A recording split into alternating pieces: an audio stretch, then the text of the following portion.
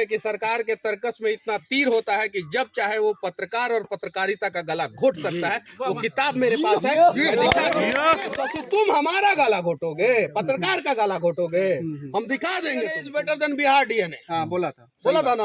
अंग्रेजी में बोला था कि हिंदी ताकत को दिखाएंगे और जहां भी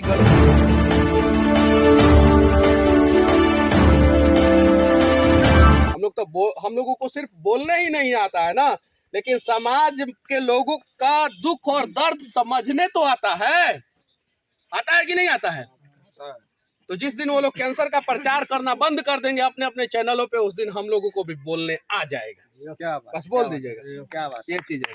अच्छा, आप अपने नानी घर आए हुए हैं, नानी से मिले, नानी आपके कैंसर से पीड़ित है, आप जेल के अंदर थे, कहीं ना कहीं नानी से ही बात हुई थी, मीडिया वाले बात किए थे, तो भी एक ही कहती थी कि मेरा बाबू जो है निर्दोष है। तो आज नानी से मिले तो क्या उस समय था, थोड़ा सा बता दीजिए। आप लोगों को खुद पता है कि मेरे ऊपर क्यों लादा गया था एनए से। अभी बोला है ना तमिलनाडु का एगो नेता, यूपी बिहार के लोग जो है आते हैं यहाँ पे टॉयलेट, जैसा कि मीडिया दिखाया, हम इस खबर का पुष्टि नहीं करते हैं भाई। वो बोला था तो हम सुने नहीं थे, नहीं तो फिर एनए से लाद देगा, सब क्या करेंगे हम? डीएनए पे भी सवाल नहीं तो सब पे लगाना पड़ेगा। उसके बाद से ये जो तेलंगाना का भी नया मुख्यमंत्री बना है, तो बोला था कि Telangana DNA is better than Bihar DNA. हाँ, बोला था ना।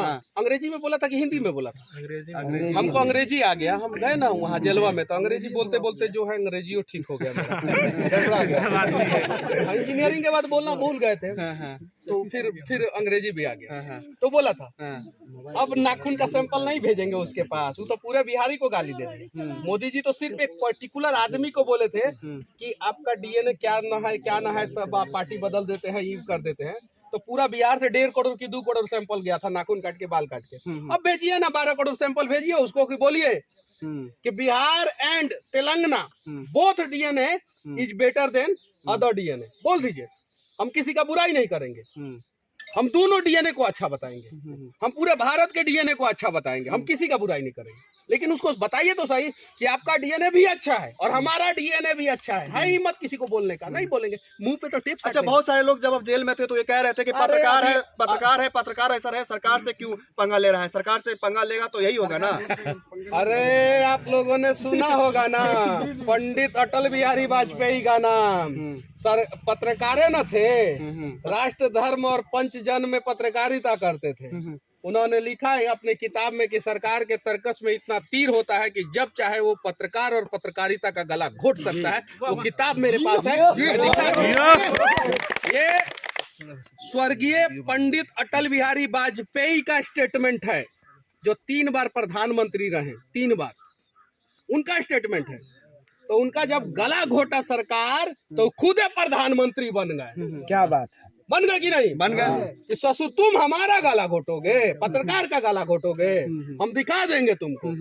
जवाहरलाल नेहरू बोले थे कि अटल जी बहुत संसद भवन में सवाल उठाते, एक बार प्रधानमंत्री बन के दिखाइए। तो अटल जी बोले हम 3 बार बने।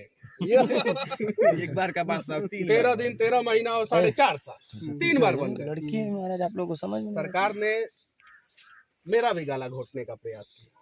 दिखाएंगे सरकार को कि कैसे चलाया जाता है सिस्टम को, सरकार को कैसे चलाया जाता है। आपका जो कह रहे हैं चलाने वाली बात, फिर से कहीं ना कहीं उधर मिर्च लग जाएगा। पत्रकारिता से चलाएंगे महाराज, इस पत्रकारिता के ताकत को दिखाएंगे, इस माइक के ताकत को दिखाएंगे। और जहां भी गलत हो इस माइक के ताकत से, इस पत्रकारिता के ताकत से उस गलती को दिखाएंगे।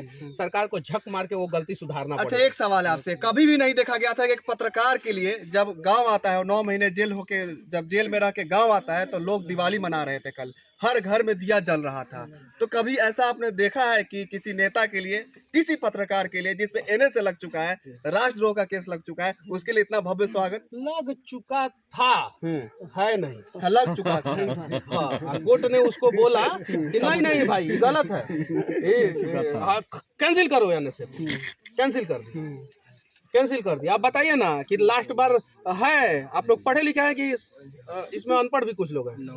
सब लोग पढ़े लिखे हैं। तो बताइए बिहार, कौन से बिहारी पे लास्ट बार जो है एनएसए लगा था? बताइए।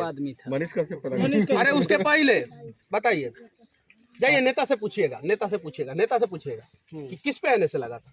ना बिहार का किस जो बम ब्लास्ट किया सब उस पे आने से लगा, ना किसी पे आने से नहीं लगा, किसी पे आने। लेकिन जो मजदूर के लिए लड़ा उस पे लग गया। बिहार का सबसे बड़ा अपराधी मनीषवा हो गया, जो अपनी नानी का कैंसर का इलाज कराता था पटना एम्स में, जो ना जाने कितने लोगों का आंसू पोंछता था। 9 साढ़े 9 महीना में जेल में रहा ना, काहे नहीं कोई सोनू मोनू टोनू हाईलाइट हुआ बिहार में। हम तो गरीब के बच्चा को पकड़ पकड़ के हाईलाइट करते थे, कह रहे दिखाओ इसका ई है एक्चुअल समस्या, दिखाते थे। और वहां पे जो है ना दिल्ली से पत्रकार लोगों को दौड़ा के लाते थे कि चलो ये है बिहार का जमीनी हकीकत, और इस चीज को, इस मिट्टी को चूमो और यहाँ पे इस समस्या को दिखाओ। ये एयर कंडीशन कमरा में एसी में बैठ के जो समस्या दिखाते हो वो समस्या नहीं है, ये समस्या है कि ये बांध जो है वो सही बना है कि नहीं बना है, सही बात, ये दिखाओ, ये चीज है।